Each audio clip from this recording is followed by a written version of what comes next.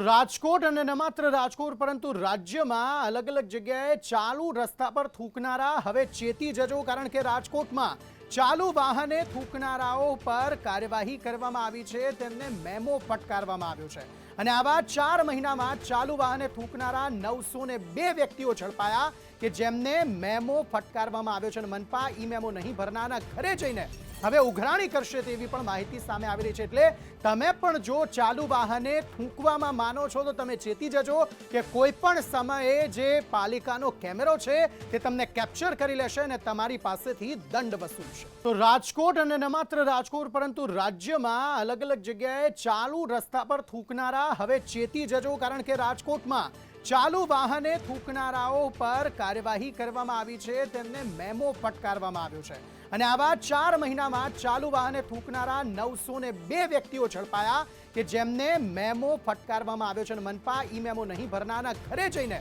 હવે ઉઘરાણી કરશે તેવી પણ માહિતી સામે આવી રહી છે। એટલે તમે પણ જો ચાલુ વાહને થૂંકવામાં માનો છો તો તમે ચેતી જજો કે કોઈ પણ સમયે જે પાલિકાનો કેમેરો છે તે તમને કેપ્ચર કરી લેશે અને તમારી પાસેથી દંડ વસૂલશે।